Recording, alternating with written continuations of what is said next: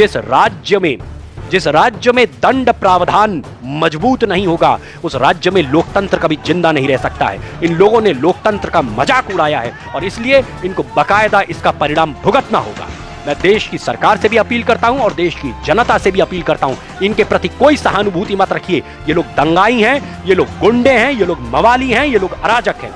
इनसे किसी प्रकार की कोई सहानुभूति नहीं। ये किसी सूरत में किसान नहीं हो सकते हैं। किसान का बेटा देश के जवान के ऊपर लाठी नहीं उठा सकता है। किसान का बेटा देश के जवान को जमीन पे गिरा के जबरदस्ती मारने का प्रयास नहीं कर सकता है। किसान का बेटा देश के जवान को ट्रैक्टर से कुचलने का प्रयास नहीं कर सकता है। किसान का बेटा देश के जवान को 20 फुट खाई में गिराने के लिए मजबूर नहीं कर सकता है। इसलिए ये अराजक हैं, ये गुंडे हैं, ये मवाली हैं। कुछ लोग कह रहे हैं कि आप किसानों के साथ नहीं खड़े हैं। हम किसानों के साथ बराबर खड़े हैं, लेकिन इन दंगाइयों के साथ, इन ऐसे अराजक तत्वों के साथ हम कतई नहीं खड़े हैं। और हम पूरी तरीके से सरकार से मांग करते हैं कि इन लोगों से बॉर्डर, दिल्ली बॉर्डर को खाली कराया जाए, तुरंत खाली कराया जाए। और जो लोग उस दिन अराजकता में लिप्त थे, जिन्होंने लिखित तौर पे पुलिस को यह दिया था कि वो किसी प्रकार से कोई ऐसी घटना को नहीं होने देंगे और ऐसी घटनाएं हुई हैं, उनके खिलाफ एफआईआर जिनके खिलाफ भी दर्ज हो चुकी है, इन सबको सलाखों के पीछे बंद किया जाए और इनको पूरा प्रॉपर दंड मिलना चाहिए। ट्रैक्टर चलाकर इन दंगाइयों ने पुलिस वालों को कुचलने की कोशिश की। नमस्कार मित्रों, मैं आपका साथी ओमेंद्र भारत। देखिए, एक बहुत ही महत्वपूर्ण विषय पे मैं बात करने के लिए बैठा हूं और वो विषय है जो अभी दिल्ली में बवाल चल रहा है। हम सभी ने देखा 26 जनवरी को जो देश के गणतंत्र दिवस वाले दिन कुछ लोगों ने देश में अराजकता फैलाने की कोशिश की और वो भी देश की राजधानी में। सबसे महत्वपूर्ण बात यह है कि वो ऐसा दिन होता है, वो जो राष्ट्रीय पर्व है पूरे देश के लिए। 15 अगस्त और 26 जनवरी पूरे देश के लिए एक राष्ट्रीय पर्व के रूप में है। हम लोग गर्व से उस दिन तिरंगा फहराते हैं और उस दिन देश के गणतंत्र दिवस को अराजकता दिवस में तब्दील करने का कुछ लोगों ने प्रयास किया। और उसके बाद क्या होता है कि आज 2-3 दिन 4 दिन जो बीते हैं, अब आज कोशिश की जा रही है, उसके नाम पे विक्टिम कार्ड खेला जा रहा है। रोना धोना कल मचा दिया। राकेश टिकैत जी रो रहे हैं, योगेंद्र यादव जी अपना वीडियो बना रहे हैं, उसमें रो रहे हैं। क्यों रो रहे हो भाई? किस बात के लिए रो रहे हो? इसलिए रो रहे हो क्योंकि अब तुम्हारे खिलाफ एफआईआर दर्ज हो चुकी है, तुम्हारे खिलाफ कार्रवाई हो सकती है, तुम्हें वहां से धकिया के भगाया जा सकता है। और मैं देश की सरकार से कहना चाहता हूं कि इन लोगों को इनके किसी भी झांसे में आने की जरूरत नहीं है, किसी प्रकार के विक्टिम कार्ड की, क्योंकि ये वामपंथियों की हमेशा से चाल रही है। ये 3-4 स्तर पर ये लोग काम करते हैं। पहला स्तर होता है कि पहले लोगों को इकट्ठा करो, लोगों को भड़काओ, भ्रमित करो। सबसे पहला स्तर इनका ही होता है, लोगों को भ्रमित करके किसी प्रकार से लोगों को एकजुट करो। एकजुट करने के बाद दूसरा काम यह होता है कि मौका देखते ही, ऐसे वक्त जिस समय सरकार, आप ध्यान दीजिए, जब भारत में ट्रंप आए हुए थे तब इन्होंने दिल्ली में दंगे किए थे। गणतंत्र दिवस वाले दिन इन्होंने यह दंगा किया ताकि पूरे देश की और विदेश की भी मीडिया की नजर यहां पे हो। यानी पहला स्टेप लोगों को भ्रमित करके एकजुट करो। दूसरा स्टेप इनका यह होता है कि किसी ऐसे दिन जबकि देश की जो पुलिस है वो आपके ऊपर लाठीचार्ज या और कोई बलपूर्वक कोई आपको हटाने का काम ना कर सके, उस दिन कोई ऐसा अराजकता वाला काम करो जो कि उनके लिए दोधारी तलवार की तरह काम करे। एक, वो ये भी दिखा दे कि देखो मैंने देश के जो लोकतंत्र है उसकी तहस नहस कर दिया। और अगर पुलिस ने उनके ऊपर कोई बल का प्रयोग किया, कोई लाठीचार्ज हुई, अगर या गोली चल गई या किसी प्रकार की कोई ऐसी घटना होती है जिसमें कोई भी प्रदर्शनकारी मरता है, तो उसकी लाश को लेकर ये राष्ट्रीय और अंतरराष्ट्रीय स्तर के मंचों के ऊपर रोना रो सके, विक्टिम कार्ड को और बड़े स्तर पर खेला जा सके। तो पहला स्तर भ्रम फैला के लोगों को इकट्ठा करना। दूसरा स्तर कि किसी भी ऐसे दिन, जिस दिन राष्ट्रीय दिन हो, कोई ऐसा दिन हो, उस दिन लोगों को भड़का के और अराजक कार्य करवा देना। और तीसरा बड़ा काम होता है कि अगर मान लीजिए कि किसी वजह से पुलिस ने कोई बल नहीं प्रयोग किया, कोई नहीं मरा और उसके बाद इनको विक्टिम कार्ड खेलने का मौका नहीं मिलता है, तो फिर उसके बाद रोना धोना मचा दो, जो कि कल राकेश टिकैत और योगेंद्र यादव ने किया।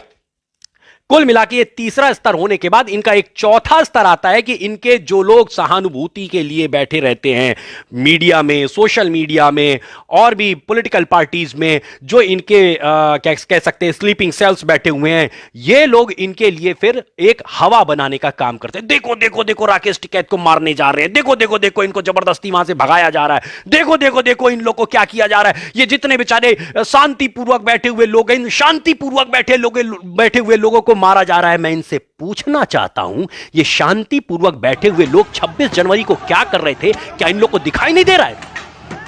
जो दिल्ली के पुलिस वालों को 300 से ज्यादा पुलिस वालों को इन लोगों ने, जो कई उसमें से निहत्थे थे, ऐसे पुलिस वालों को उन्होंने मारा, उनको खाई में कूदने के लिए मजबूर किया, गिरा गिरा के मारा, ट्रैक्टर से दौड़ा दौड़ा के कुचलने की कोशिश की गई। क्या वो अशांति इनको दिखाई नहीं दी?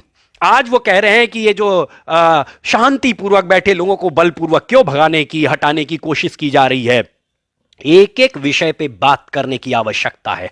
सबसे पहली चीज, आप जो ये भ्रम फैला रहे थे कि किसान किसान किसान किसान शब्द के पीछे से आप जो बवाल कर रहे थे, सरकार ने आपसे कहा कि यदि आपको कानून में किसी प्रकार का कोई ऐसा लगता है कि कानून आपको लगता है गलत बन गया है, तो भैया वो बिंदु लेके आओ ना, किस बिंदु पे बात करनी है। ये कौन सी बात होती है आप ये कह देंगे कि नहीं पहले कानून खत्म करो इसके बाद बात करेंगे, ये कौन सी बात होती है भाई। अगर आपको कोई चीज खराब लग रही है, एक कानून बनाया गया और कानून एक दिन में नहीं बन जाता है, ये कानून के बनाने की प्रक्रिया कोई आज नहीं स्टार्ट हो गई थी। कानून बनाने की प्रक्रिया मनमोहन सिंह के सरकार के समय से चल रही थी और मनमोहन सिंह के सरकार ने भी यह कानून इसी प्रकार से बनाने का प्रयास किया था। हां ठीक है, वो लोग इतने कर्मठ नहीं थे कि वो अपना पूरा काम कर पाते, वो तो इतने कर्मठ भी नहीं थे कि वो राफेल खरीद पाते। आज देश में 1 दर्जन से ज्यादा राफेल आ चुके हैं। वो वर्तमान सरकार की अपनी कर्मठता है जो कि ला पाए और देश की सेना को मजबूत कर पाए। अगर हम दोनों तरफ से, एक तरफ से चीन हमें घेरा हुआ है, एक तरफ से पाकिस्तान घेरा हुआ है, अगर हम अपनी सेना को मजबूत नहीं करेंगे तो कौन करेगा हमारी सेना को मजबूत।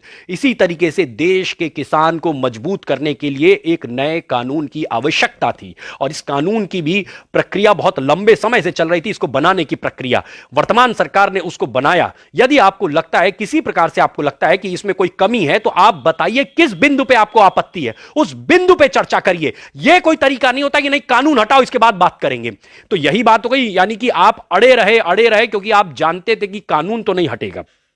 कानून पे वार्ता हो सकती है, आपकी बातों को सुना जा सकता है। इन्होंने कई दौर की वार्ता की और वार्ता के बाद फिर भी ये लोग अड़े रहे कि नहीं कानून ही हटेगा। फिर उसके बाद जब इन्हें समझ में आ गया कि नहीं कानून तो नहीं हटना है, तो फिर उसके बाद उन्होंने गणतंत्र दिवस वाला दिन चुना कि उस दिन अगर हमारे ऊपर लाठीचार्ज हुआ या हमारे ऊपर गोली चल गई तो हमें अंतरराष्ट्रीय स्तर पर रोने का मौका मिल जाएगा।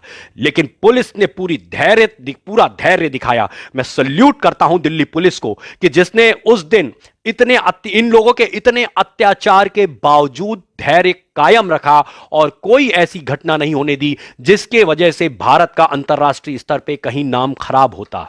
नाम अगर खराब किया तो इन लोगों ने खराब किया कि गणतंत्र दिवस वाले दिन हमारे जवानों के ऊपर ट्रैक्टर चढ़ाने का इन्होंने प्रयास किया, हमारे झंडे का इन्होंने अपमान किया, इन्होंने जगह जगह अराजकता फैलाई। तो इसलिए अच्छा, एक भाई, कई लोग अलग अलग तरीके की डिबेट किया करते हैं, तो मैं कुछ प्रश्नों को भी आज लेना चाहूंगा। एक भाई ने मुझसे कहा कि सर आपको ऐसा नहीं लगता है कि इतने 2 महीने से बेचारे ठंड में बैठे हुए थे ये किसान, और इसके बाद जो है इनके अंदर थोड़ा सा आक्रोश आ गया होगा, उस आक्रोश का प्रदर्शन जो है 26 जनवरी को हो गया। मैं पहली बात तो इनसे ये कहना चाहता हूं कि भैया एक बात बताओ, क्या किसी ने इनको जबरदस्ती वहां पे बैठाया था? किसी ने इनको जबरदस्ती बैठाया था क्या कि नहीं भैया आप जबरदस्ती बैठिए? इसके पहले भी देश में बहुत सारे आंदोलन हुए हैं। अन्ना आंदोलन इतने दिन चला, इसके पहले अगर आप देखिए जेपी आंदोलन चला, इसके पहले बाबा टिकैत का भी आंदोलन चला, इसके पहले अगर और आगे आप चले जाइए गांधी जी के भी आंदोलन चले। इतने आंदोलन में कहीं आपको ऐसा दिखाई दिया कि किसी ने मतलब ये जिस तरीके का इन लोगों ने अराजकता फैलाई है, इस प्रकार की अराजकता किसी आंदोलन में आपको दिखाई दी? देश ये कभी अराजकता को स्वीकार नहीं करता है। आपने अराजकता फैलाई। आप बाबा भीमराव अंबेडकर का एक स्पीच है, ये 1947-48 के समय उन्होंने एक स्पीच दी थी, संसद के अंदर स्पीच दी थी। वो स्पीच पढ़िए कभी। उस स्पीच पे उन्होंने स्पष्ट रूप से कहा था कि आजादी के पहले अंग्रेजों से युद्ध लड़ने के लिए हमें कई बार ऐसे हथियार अपनाने पड़े जो कि अराजकता की श्रेणी में आते हैं, लेकिन अब आजादी मिलने के बाद इस प्रकार की अराजकता के आंदोलन की अब कोई जगह नहीं बचती है। यदि आपको सरकार से किसी प्रकार से कोई मतभेद है तो आप उसके लिए आंदोलन कर सकते हैं, अपनी बात को रख सकते हैं, लेकिन इसका यह मतलब नहीं है कि आप पुलिस को ट्रैक्टर से कुचलेंगे। इसका मतलब यह नहीं है कि आप जगह जगह बसों को तोड़ेंगे, आप जगह जगह तोड़फोड़ करेंगे, पत्थरबाजी करेंगे, आग जलाएंगे। ऐसा आपको करने का अधिकार भी नहीं है, ठीक? और अगर आप करेंगे तो आपको उसका जो है परिणाम भुगतना पड़ेगा। मैं तो कहना चाहता हूं कि पहली बात, यदि आपको लगता था कि कुछ गलत है तो आप उसकी बात को रखते हैं, एक सही तरीके से रखते, जो लोकतांत्रिक तरीका होता है उस तरीके से रखते, तो आपको जबरदस्ती नहीं बैठाया गया। ठीक। दूसरी बात, कुछ लोग ये कह रहे हैं कि अच्छा तो उनको जब ट्रैक्टर मार्च निकालना था तो निकालने में क्या आपत्ति थी? तो भैया निकालने में कहां आपत्ति थी? कहां आपत्ति थी? दिल्ली पुलिस ने आपको ट्रैक्टर मार्च निकालने की पूरी परमिशन दी तो थी। मैं कहना चाहता हूं कि भैया आपको अगर ऐसा लगता है कि 1 लाख है, भैया इतने सारे ट्रैक्टर थे, तो भैया अगर आपको लगता है कि 1 लाख ट्रैक्टर का जो ये प्रदर्शन था ये आप नहीं समेट सकते थे, तो इतना लंबा रायता फैलाने की आवश्यकता क्या थी?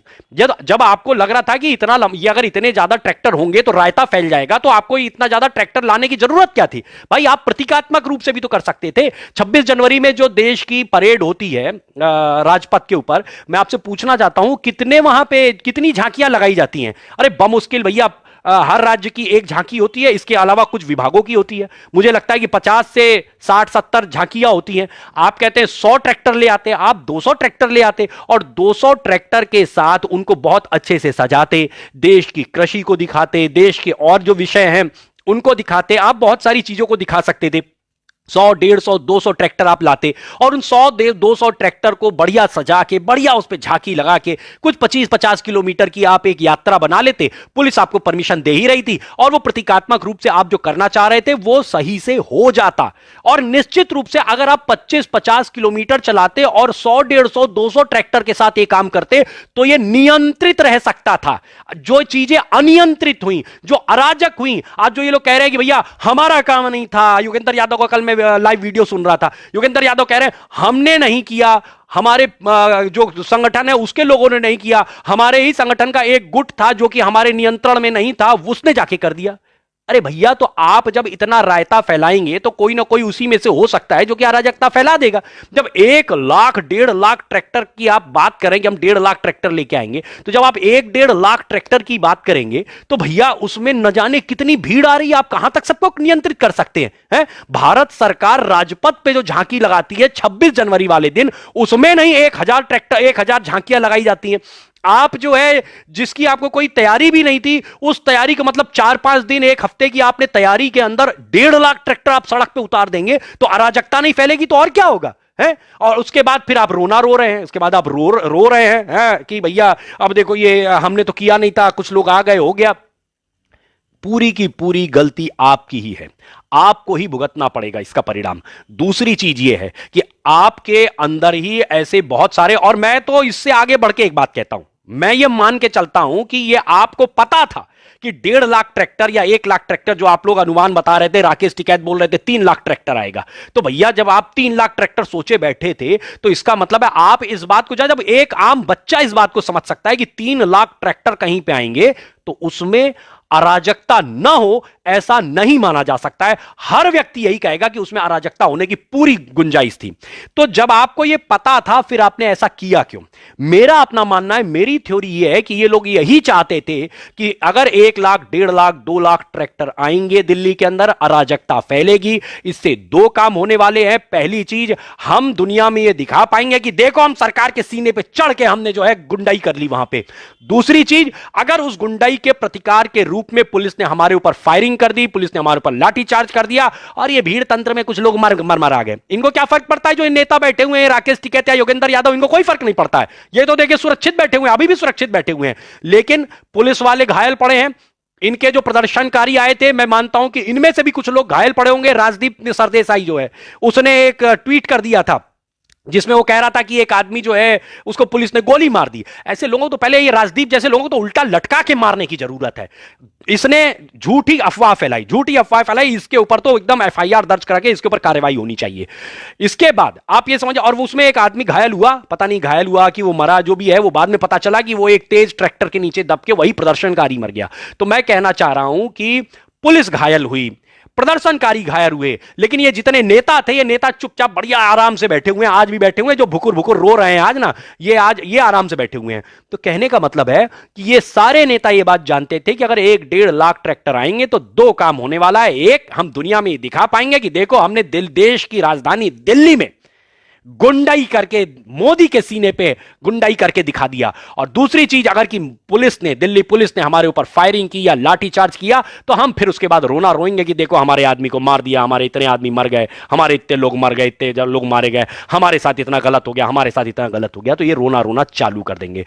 तो इसलिए मैं एक साफ बात कहना चाहता हूं कि इन्हें यह सारी जानकारी थी कि यहां पे अराजकता होनी है, और इसी अराजकता की आड़ में ये लोग देश के लोकतंत्र के ऊपर काला धब्बा लगाने का प्रयास कर रहे थे। तो इसलिए इन लोगों के साथ कोई सहानुभूति नहीं, कतई कोई सहानुभूति नहीं। कुछ लोग कह रहे हैं कि आप किसानों के साथ नहीं खड़े हैं, हम किसानों के साथ बराबर खड़े हैं, लेकिन इन दंगाइयों के साथ, इन ऐसे अराजक तत्वों के साथ हम कतई नहीं खड़े हैं। और हम पूरी तरीके से सरकार से मांग करते हैं कि इन लोगों से बॉर्डर, दिल्ली बॉर्डर को खाली कराया जाए, तुरंत खाली कराया जाए। और जो लोग उस दिन अराजकता में लिप्त थे, जिन्होंने लिखित तौर पे पुलिस को यह दिया था कि वो किसी प्रकार से कोई ऐसी घटना को नहीं होने देंगे, और ऐसी घटनाएं हुई हैं, उनके खिलाफ एफआईआर जिनके खिलाफ भी दर्ज हो चुकी है, इन सबको सलाखों के पीछे बंद किया जाए और इनके पूरा प्रॉपर दंड मिलना चाहिए।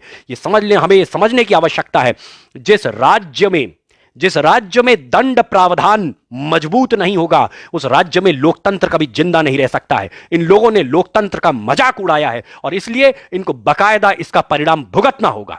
मैं देश की सरकार से भी अपील करता हूं और देश की जनता से भी अपील करता हूं, इनके प्रति कोई सहानुभूति मत रखिए। ये लोग दंगाई हैं, ये लोग गुंडे हैं, ये लोग मवाली हैं, ये लोग अराजक हैं। इनसे किसी प्रकार की कोई सहानुभूति नहीं। ये किसी सूरत में किसान नहीं हो सकते हैं। किसान का बेटा देश के जवान के ऊपर लाठी नहीं उठा सकता है।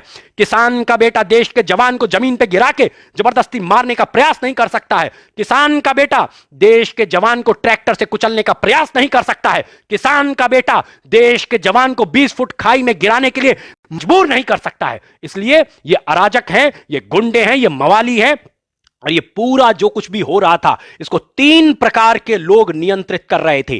पहला, मंडी के वो दलाल जिनके पेट पे लग रहा है उनको लात पड़ने वाली है, क्योंकि देश का किसान इन 3 कानूनों के माध्यम से आजाद होने वाला है। इसलिए पहला, मंडी के दलाल जो तिल मिलाए बैठे हैं, पहला तो वो इसको नियंत्रित कर रहे हैं, वो इसका पैसा भर रहे हैं। दूसरे वो लोग हैं जो राजनीतिक गिद्ध हैं और विपक्ष में बैठकर अपनी राजनीतिक रोटी सेकने का प्रयास कर रहे हैं। और तीसरे वो लोग हैं जो भारत विरोधी ताकतें हैं, चाहे वो चीन में बैठी हुई हो या पाकिस्तान में बैठी हुई हो, वो देश के अंदर, भारत के अंदर बैठी हुई वामपंथी ताकतों को जो हमेशा देश को अस्थिर करने का प्रयास करती हैं, ऐसे लोगों के साथ मिलकर भारत के खिलाफ साजिश रच रहे हैं। तो मेरा मानना है कि ये 3 तरीके के लोग, इस प्रकार के जो भी आज षड्यंत्र कर रहे हैं, भारत को अस्थिर करने का ये लोग प्रयास कर रहे हैं।